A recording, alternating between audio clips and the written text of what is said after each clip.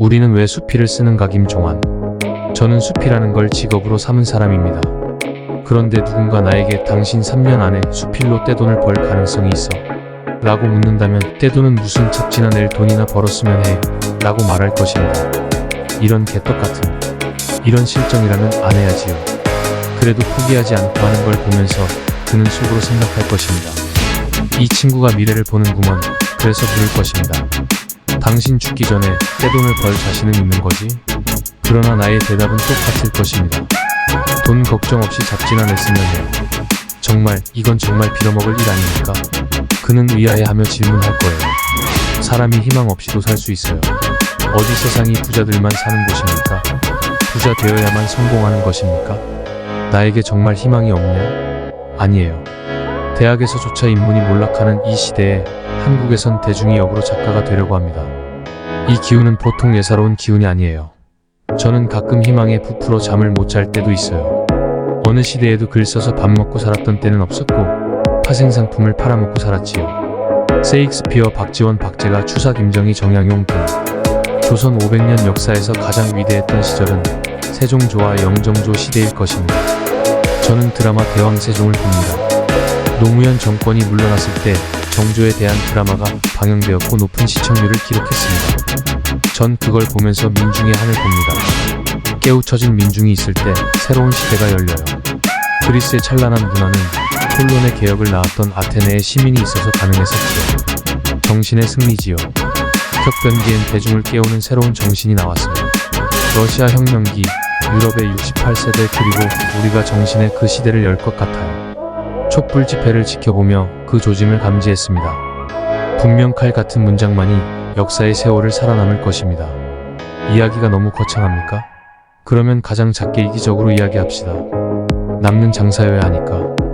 호랑이는 가죽을 남기고 사람은 이름을 남겨요. 돈으로 유산 남겨주어봐야 3대가 못 가요. 재벌가의 교육열을 소문이 나있지.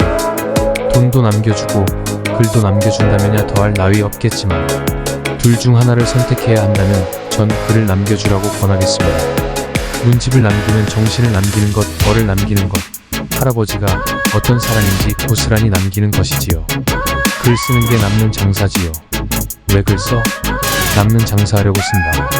그런데 문제는 글을 재미없게 쓰면 자손들의 누구도 안 읽는다는 거지요. 쓰레기가 보인 거지요. 처음부터 이야기가 옆길로 세웠지만 분명한 것은 수필 써서 돈을 벌 수는 없다는 것이고 그래도 희망이 없는 것은 아니라는 것. 아니 바닥부터 시작했으니 우리에겐 희망밖엔 없다는 이거 얼마나 희망찬 미래입니까? 희망이 없다고 생각할 때도 썼는데 이렇게 희망찬이 우리는 랄랄라 수필을 쓰고 쓸 것이라는 것입니다. 그런데 우리는 왜 수필을 씁니까? 여러분은 이런 제목의 강연이라고 하니까 속으로 들으나 만화한 이야기라고 단정을 하고 오셨을 것입니다. 유사일에 이런 식 질문에 답을 준 적이 없어요. 왜 사는가? 라는 질문에 하나의 답이 나온 적이 있습니까? 그 많은 종교와 철학과 예술이 궁극으로 제기한 질문이 그거지요. 그러나 그 답이 아직 나오지 않아서 지금까지 종교도 철학도 예술도 존재하는 거지요. 하지만 답이 없는 것이 아니라 답이 너무나 많은 것이지요. 그 수많은 답이 다 답이지요. 장님이 코끼리 만지면서 각자가 했다는 답이 다 답이에요. 그렇다면 우리는이 아니라 나는 왜 수필을 쓰는가? 로 질문이 바뀌어야 할 것입니다. 왜 쓰냐? 마려워서 써요. 왜 똥 싸? 마려워서 싸. 그러면 그 다음 질문은 왜 마려워? 지요. 그 답을 해겔이 멋지게 했어요. 해겔은 원래 관념론자입니다. 태초에 하늘엔 정신이 먼저 있다고 생각했습니다. 어디서 들어본 것이지요. 요한복음 1장 1절 한처음 천지가 창조되기 전부터 말씀이 계셨다. 말씀, 로고스 즉 정신이지요. 그런데 정신 그 자체로는 추상적인 것이라 실현이 안 되고 그냥 정신적인 상태로만 남아있어요. 어느 날 정신은 자기 자신을 알고 싶었던 거야. 내가 누구지? 내가 어떻게 생겼을까? 한마디로 마려운 거지요. 그래서 정신은 자기 자신을 투사해서 자연을 만들었습니다. 관념에서 물질이 자연이 나온 것이지요. 그렇기 때문에 관념론입니다. 물질에서 정신이 발생 마이너스 유물론.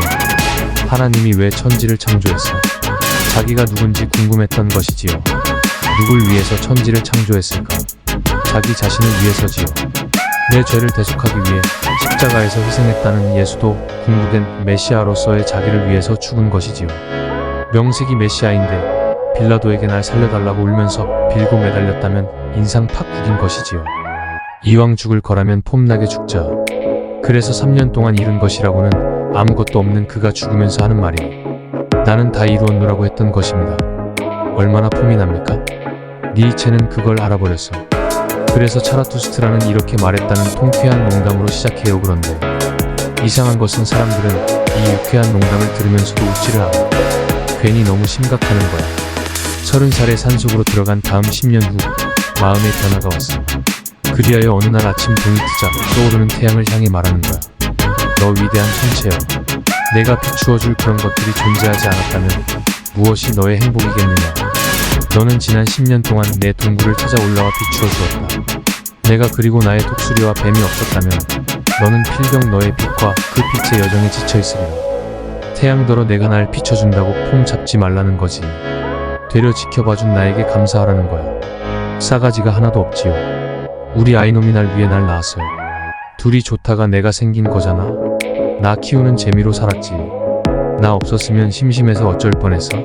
라고 말하는 격이잖아요. 로고스의 자기투사, 하나님의 자기투사, 그것이 자연이에요. 자연 스스로 그러하다. 한자가 뜻글자인데 이렇게 그 뜻을 잘 살린 한자는 없는 것 같아. 그러면 거꾸로 물어봅시다. 하나님이 어떻게 생겼냐? 이렇게 생긴 거지요. 허나만한 말이지만 엄청난 말이지요. 모든 진리는 동어 반복이라는 말은 맞는 말이에요. 해겔에 의하면 그 정신이라는 것이 막마려웠던 거야. 그래서 자신을 투사해서 드러난 것이 자연이야. 여기까지만. 더 설명하면 바로 바닥 드러나니까 우리가 잘 아는 이야기로 갑시다. 천지창조 6째 날에 하나님이 인간을 만들었습니다. 우리의 모습을 닮은 사람을 만들자. 그래서 당신의 모습대로 사람을 지어내셨다. 창일장 26-7 그처럼 우리도 우리의 가슴의 머리인가? 어쨌든 내 안에 있는 걸 투사해서 드러낸 것이 우리의 작품입니다. 하나님은 보시기에 좋았더라요. 그런데 우리는 수필을 써놓고 그럴 수 있었나? 우리는 보시기에 비참했 놀아요. 하도 이상해서 나온 작품을 놓고 그 앞에서 물었어. 너는 누구냐? 그러자 작품이 말하는 거야. 나는 바로 너다. 요즘 엘리베이터의 거울 속에 비친 나를 볼 때마다 낯설어. 아저씨는 누구세요? 그러면 똑같이 그 아저씨도 물어. 아저씨는 누구세요? 똑같은 걸 보면 틀림없는 나지. 도대체 그 잘났던 나는 어디로 가고 이런 후줄근한 거죽만 나는 거야? 해겔은 정신의 자기투사가 자연이라 했어요. 어릴 때 거울을 보고 자신인 줄 인식하지 못하는 것처럼 정신은 자연을 대할 때 자신이 외화된 모습이라는 걸 몰라.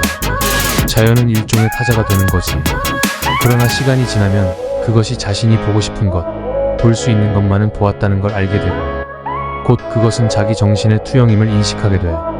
자기 동일성의 인식에 도달하는 과정에서 서서히 자연이 정신으로 폭귀하게 되는 것이지요.